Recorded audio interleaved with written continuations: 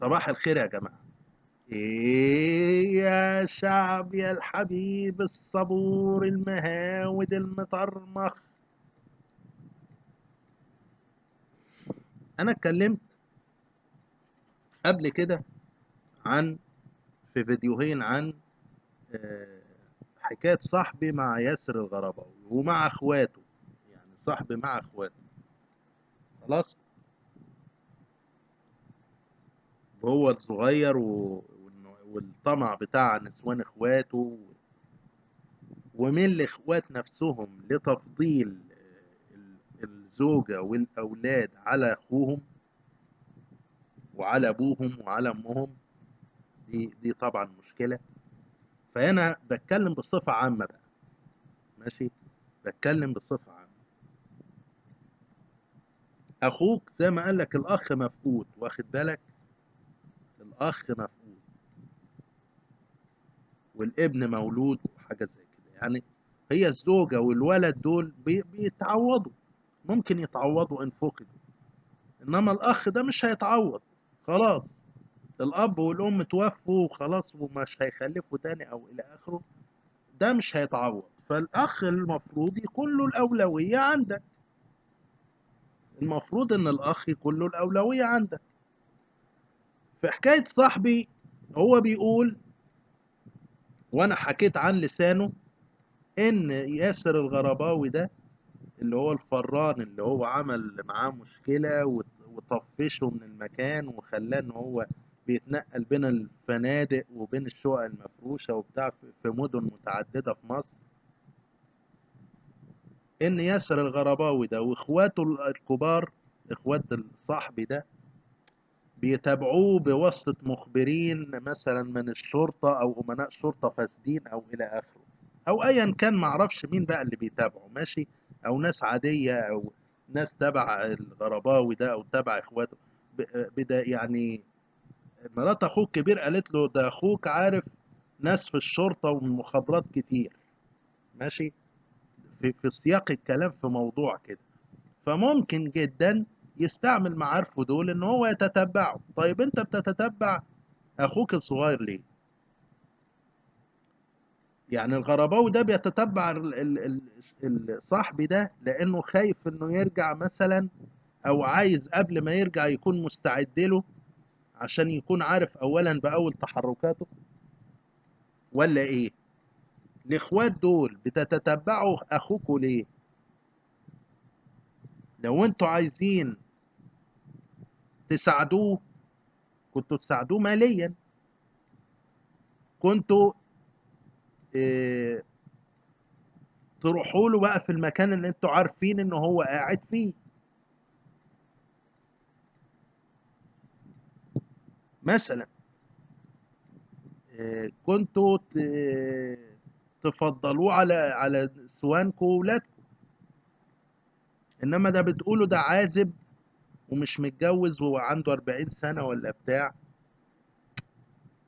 فمش مهم لو مات يروح في 60 داهية، او لو مات نورثه احنا. او يعني مش يعني مش من حقه ان هو ياخد نصيبه من تركة امنا مثلا، لانه هو لوحده. انما احنا عندنا اولادنا ومصالحنا ومراتنا واولادنا طبعا على الاساس يعني. فاحنا اولى منه.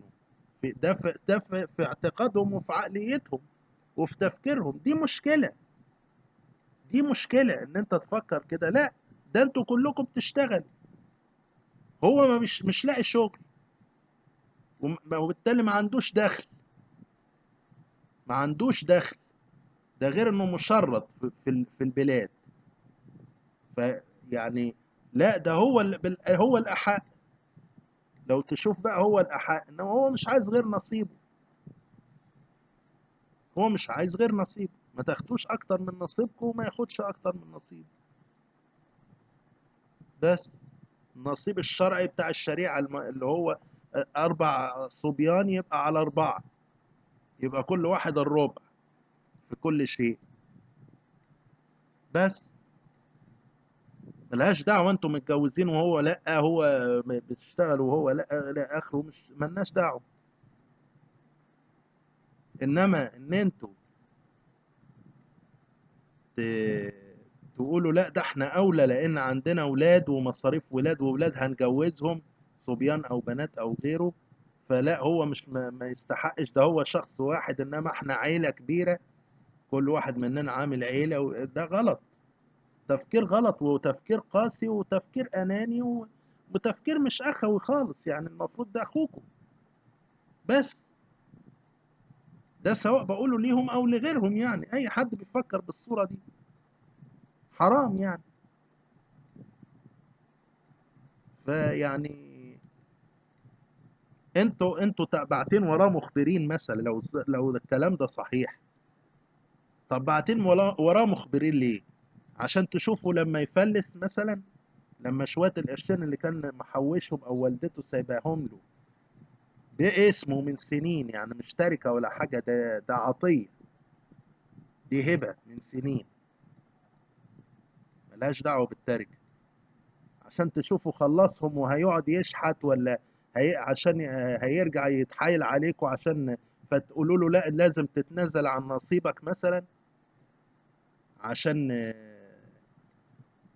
نساعدك او اي حاجه، وهتساعده ازاي ساعتها؟ ما انت كده بتشمطه هتقضي عليه خالص وبتحرمه من حقه. ما هي ايه السبب؟ ده السؤال، بتتابعوه ليه وبتتابعوه على الانترنت ليه؟ متجسسين على الواي فاي بتاعه ليه؟ ده السؤال. اذا كنتم متجسسين عليه بالواي فاي في البيت ومتجسسين عليه في الشارع واينما يذهب في المدينه اللي هو قاعد فيها، او لو جه يسافر او يروح او يجي، بتتابعوه ليه؟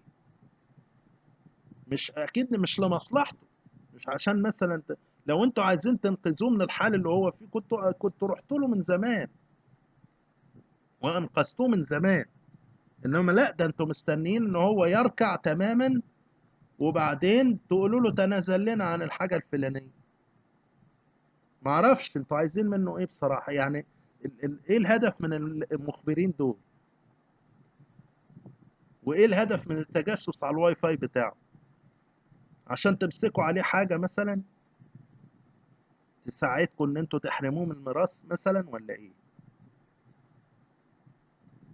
تمسكوها له زله مثلا؟ ما هو ده السؤال. ويا ريت، يا ريت اللي بيسمعوا ويشوفوا الفيديو والحاجات يقولوا لي رايهم عشان اقوله لصاحبي، واقول لكم سلام.